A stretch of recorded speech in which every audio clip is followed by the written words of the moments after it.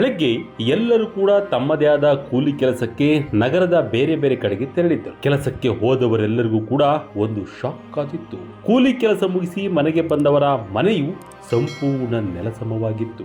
ಅದನ್ನು ಕಂಡು ದಿಕ್ಕೇ ತೋಚದಂತಾಗಿ ಒಂದು ಕ್ಷಣ ನಿಬ್ಬೆರಗಾದರು. ಹೌದು, ಬೆಂಗಳೂರಿನ ಪೀಣ್ಯ ಬಳಿ ಇರೋ ಅಕ್ಕ ಮಹಾದೇವಿ ಸ್ಲಂ 50 ಶೆಡ್ಗಳನ್ನು ಸಂಪೂರ್ಣ ಧ್ವಂಸಗೊಳಿಸಲಾಗಿದೆ.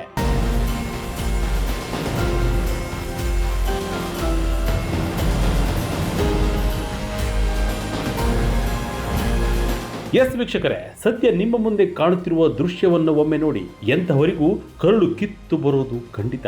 ಬಿದ್ದ ಮನೆಗಳ ಮುಂದೆ ಅಲ್ಲಲ್ಲಿ ಮಕ್ಕಳ ಆಟ, ಮನೆಯ ವಸ್ತುಗಳೆಲ್ಲ ಚೆಲ್ಲಾಪಿಲ್ಲಿ ಆಗಿರೋ ದೃಶ್ಯ. ಇನ್ನು ಮಹಿಳೆಯರು ಮುಂದಿನ ಜೀವನ ಹೇಗೆ, ಎಲ್ಲಿ ಹೋಗ್ಬೇಕು ಅನ್ನೋ ಚಿಂತೆ.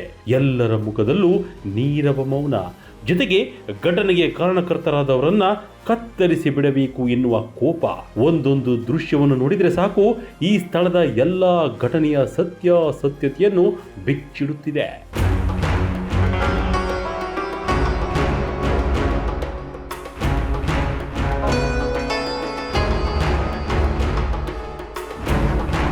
ಇದೇ ಸೋಮವಾರ ಜೆಸಿಪಿ ಮುಖಾಂತರ ಮನೆಗಳನ್ನು ನೆಲಸಮ ಮಾಡಿ ಆರ್ ನಗರ ಕ್ಷೇತ್ರದ ಶಾಸಕರು ದೌರ್ಜನ್ಯ ನಡೆಸಿದ್ದಾರೆ ಎಂದು ಆರೋಪ ಮಾಡುವುದರ ಜೊತೆಗೆ ನಡೆದ ಘಟನೆಯ ಬಗ್ಗೆ ಇಂಚಿಂಚು ಹೇಳುತ್ತಿದ್ದಾರೆ. ಅಬ್ಬಬ್ಬಬ್ಬಾ, ಇಂಥ ಕೆಲಸ ಮಾಡೋಕೆ ಅದು ಹೇಗಾದ್ರೂ ಮನಸ್ಸು ಬಂತು ಗೊತ್ತಿಲ್ಲ. ಆದರೆ ಈ ರೀತಿ ಯಾರಿಗೂ ಆಗಬಾರದು. ಕೆಲಸ ಅರಸಿ ಬಂದಿದ್ದ ಕೂಲಿ ಕಾರ್ಮಿಕರಿಗೆ ಇಂತಹ ಶಿಕ್ಷೆ ಖಂಡಿತ ಆಗಬಾರದು. ಅವರಿಗೆ ತಕ್ಕ ಶಿಕ್ಷೆ ಆಗಬೇಕು ಅನ್ನೋದು ಅಲ್ಲಿಯವರ ಆಗ್ರಹ ಕೂಡ ಆಗಿತ್ತು.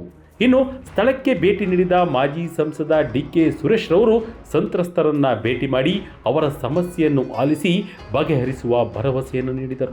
ಬಹುಶಃ ಯಾವುದೇ ಮುನ್ಸೂಚನೆ ಇಲ್ಲದೆ ಶಾಸಕರ ದೌರ್ಜನ್ಯ ಅಟ್ಟಹಾಸವನ್ನ ಇಲ್ಲಿ ಮೆರೆದಿರ್ತಕ್ಕಂಥದ್ದು.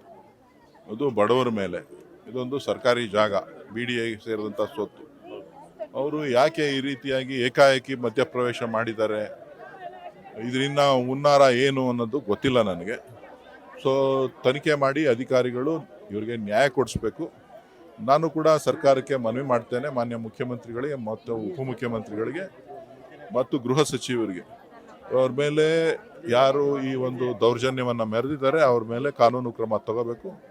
ಜೊತೆಗೆ ಏನು ಈ ಭಾಗದ ಇಲ್ಲಿ ಬಂದು ವಾಸ ಮಾಡಿ ಇವತ್ತು ಆಶ್ರಯವನ್ನು ಕಳೆದುಕೊಂಡಿದ್ದಾರೆ, ಅವರಿಗೆ ತಕ್ಷಣ ಕಾನೂನಾತ್ಮಕವಾಗಿ ಕಾನೂನಿನ ಪ್ರಕಾರ ಅವ್ರಿಗೇನು ಸಿಗಬೇಕು, ನೆಲೆ ಸಿಗುವಂತೆ ಮಾಡಬೇಕು ಅಂತೇಳಿ ನಾನು ಈ ಸಂದರ್ಭದಲ್ಲಿ ಒತ್ತಾಯ ಮಾಡ್ತೇನೆ.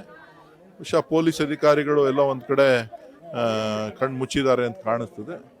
ಈ ರೀತಿಯ ದೌರ್ಜನ್ಯಗಳು ಈ ಕ್ಷೇತ್ರದಲ್ಲಿ ಪದೇ ಪದೇ ನಡೀತಾ ಇರೋದ್ರಿಂದ ಭಾರತೀಯ ಜನತಾ ಪಕ್ಷದವರ ಕುಮ್ಮಕ್ಕು ಆ ಶಾಸಕರ ಜೊತೆ ಇದೆ ಅಂತ ಕಾಣಿಸ್ತದೆ. ಹಾಗಾಗಿ ಅವರು ಈ ಒಂದು ಅಟ್ಟಹಾಸವನ್ನ ಮಾಡ್ತಾ ಇದ್ದಾರೆ. ಈ ಜನಗಳಿಗೆ ತಾತ್ಕಾಲಿಕವಾಗಿ ಏನಾದರೂ ಟೆಂಟ್ ವ್ಯವಸ್ಥೆ ಆ ಥರ ಮಾಡ್ತೀವಿ, ಯಾಕಂದ್ರೆ ಕಳೆದ 3 ದಿನಗಳು ಕೂಡ ಈಗ ಕರೆಕ್ಟು. ಈಗ ನಾನು ಇರಲಿಲ್ಲ, ನನ್ನ ಒಂದು ವಾರದಿಂದ ಬೆಳಗಾಂನಲ್ಲಿ ಅಧಿವೇಶನ ಪಕ್ಷದ ಕಾರ್ಯಕ್ರಮದ ಮುಖಾಂತರ ಅಲ್ಲಿದ್ದೆ.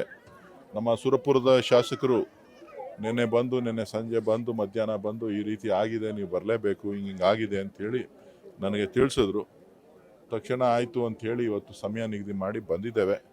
ಕೆಲವು ಅಧಿಕಾರಿಗಳಿಗೂ ಮಾತನಾಡಿದ್ದೇನೆ, ಅಧಿಕಾರಿಗಳು ಬಂದು ಕೆಲವರು ಸ್ಥಳ ಪರಿಶೀಲನೆಯನ್ನು ಮಾಡಿದ್ದಾರೆ. ಸೊ ಈಗ ಇದು BDAಗೆ ಸೇರಿದಂಥ ಸ್ವತ್ತು ಅಂಥೇಳಿ ಗೊತ್ತಾಗಿದೆ. BDA ಅಧಿಕಾರಿಗಳಿಗೂ ನಾನು ಇವತ್ತು ಮಾತನಾಡ್ತಾ ಇದ್ದೇನೆ. ಮುಂದೊಂದು ದಿನಗಳಲ್ಲಿ ಏನು ಮಾಡಬೇಕು ಅಂಥೇಳಿ ಮುಖ್ಯಮಂತ್ರಿಗಳು ಉಪಮುಖ್ಯಮಂತ್ರಿಗಳ ಹತ್ರ ಮಾತನಾಡಿ ತೀರ್ಮಾನ ಮಾಡಿ.